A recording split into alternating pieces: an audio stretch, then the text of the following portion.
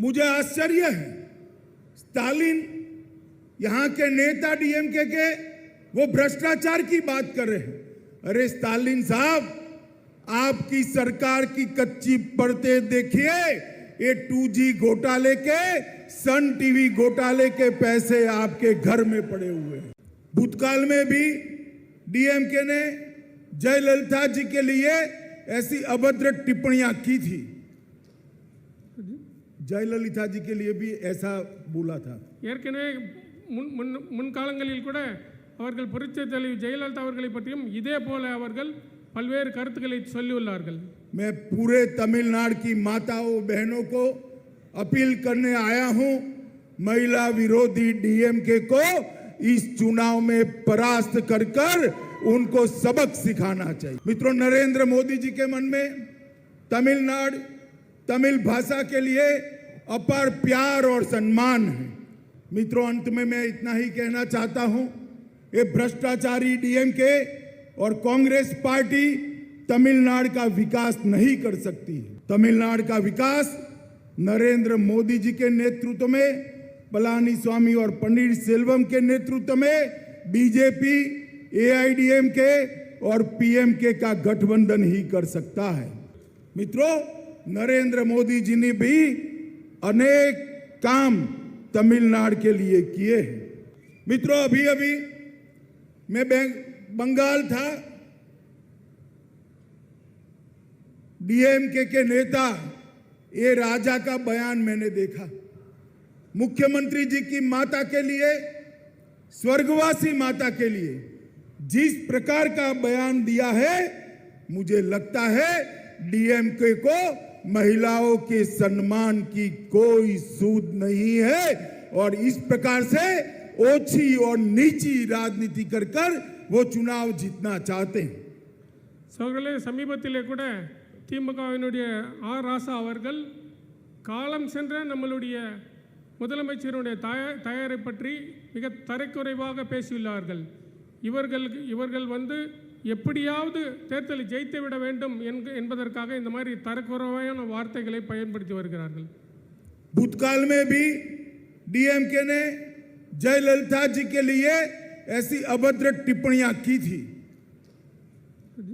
जयललिता जी के लिए भी ऐसा बोला था।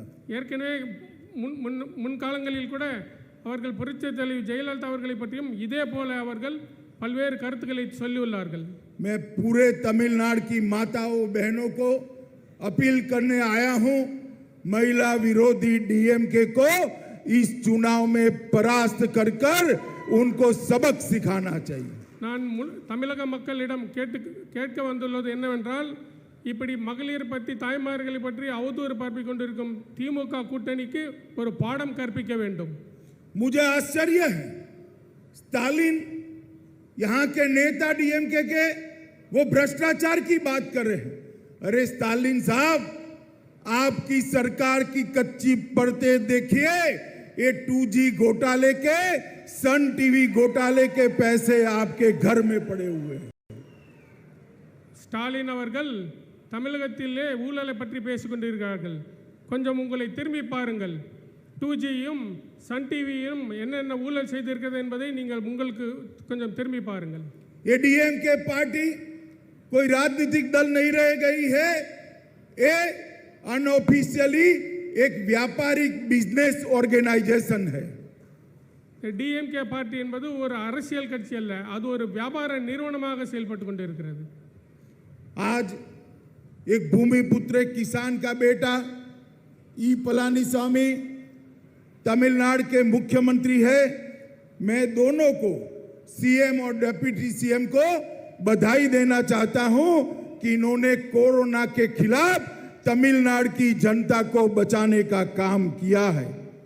நான் இந்த நேரத்திலே தமிழக முதல்வர் மண்ணின் மைந்தர் விவசாய குடும்பத்திலிருந்து வந்த எடப்பாடியார் அவர்களுக்கு ஒரு வாழ்த்துக்களை தெரிவித்துக் கொள்ள விரும்புகிறேன்।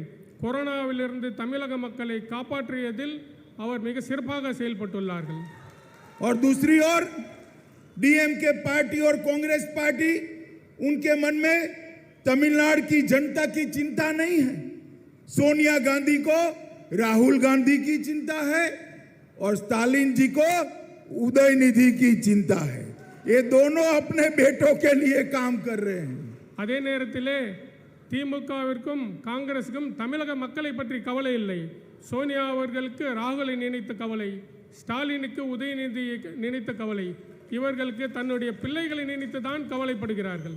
मित्रों, नरेंद्र मोदी जी के मन में तमिलनाडु तमिल भाषा के लिए अपार प्यार और सम्मान है।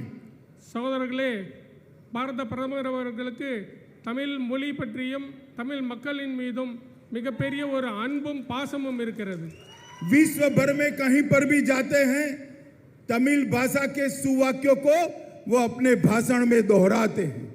உலகமெங்கும் எங்கு அவர் சென்றாலும் தமிழில் உள்ள ஏதாவது குரல்களை மேற்கோள் காட்டியே அவர் பேசி வருகிறார்கள். और तमिल मछुआरों की जितनी चिंता नरेंद्र मोदी जी ने की है, इतनी किसी ने नहीं की। தமிழக மக்களினுடைய மீது அக்கறை கொண்டு கவலைப்பட்டதில் இதுவரை வேறு எந்த தலைவரும் ஒப்பிட முடியாது.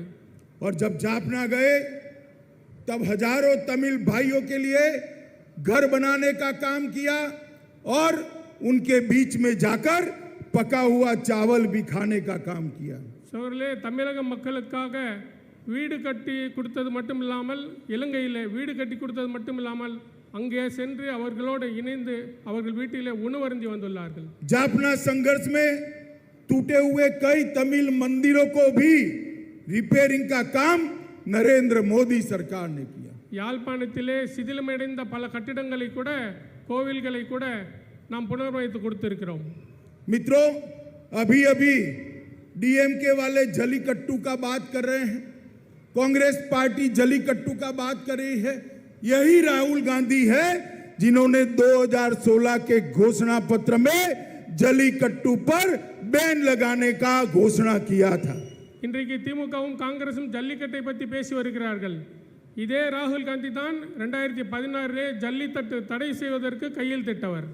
ये तो भगवान मुर्गन की कृपा है कि वो जीत कर नहीं आए, वरना कब का जलीकट्टू बंद हो गया होता। சகலே, முருகன் அவர்கள் இடையில வராமல் இருந்திருந்தால் ஜல்லிக்கட்டு எப்பவோ தடை செய்யப்பட்டு இருக்கும். मित्रों, पलानी स्वामी जी ने और पन्नीर सेल्वम जी ने तमिलनाडु के लिए बहुत संघर्ष किया है। சகோதரர்களே, முதலமைச்சர் அவர்களும் துணை முதலமைச்சர் அவர்களும் தமிழக மக்களுக்கு நிறைய செய்துள்ளார்கள்.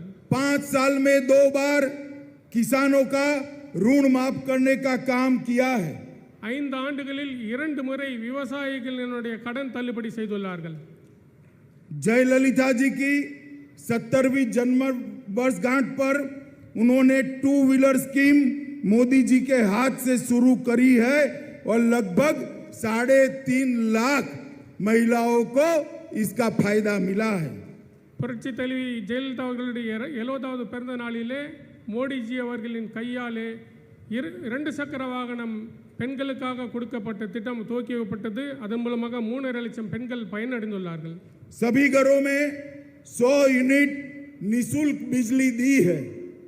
அனைத்து வீடுகளுக்கும் 100 யூனிட் இலவச மின்சாரம் வழங்கி வருகிறார்கள். अम्मा फार्मेसी शुरू करने का काम किया है। அம்மா மினி கிளினிக் திட்டங்கள் துவக்கப்பட்டுள்ளது. मित्रों, नरेंद्र मोदी जी ने भी अनेक काम तमिलनाडु के लिए किए हैं। சகோதரர்களே, நரேந்திர மோடி அவர்களும் தமிழ்நாட்டுக்காக நிறைய திட்டங்களை கொண்டு வந்துள்ளார்கள். इसी बजट में 1 लाख करोड़ रुपया नेशनल हाईवे के लिए तमिलनाडु को देने का काम किया है। கடந்த சமீபத்தில் நடந்த பட்ஜெட்டில் கூட சாலை மேம்பாட்டுக்காக தமிழகத்துக்கு 1 லட்சம் கோடி ரூபாய்க்கு மேல் ஒதுக்கப்பட்டுள்ளது. साथ में 63,000 करोड़ से चेन्नई मेट्रो फेज 2 का भी काम दिया है। சென்னை மெட்ரோ விரிவாக்கத்திற்காக 63,000 கோடி ரூபாய் ஒதுக்கப்பட்டுள்ளது. तमिलनाडु में डिफेंस कॉरिडोर बनाने का काम भारतीय जनता पार्टी की नरेंद्र मोदी सरकार ने किया है।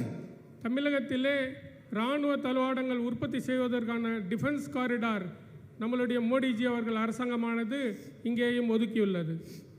एक एम्स की स्थापना मदुरई के अंदर करने का काम भी भारतीय जनता पार्टी की सरकार ने किया है। மதுரை பகுதியின் விரிவாக்கத்திற்காக நிறைய திட்டங்களை நாம் செய்திருக்கிறோம். எய்ம்ஸ் திட்டத்திற்காக.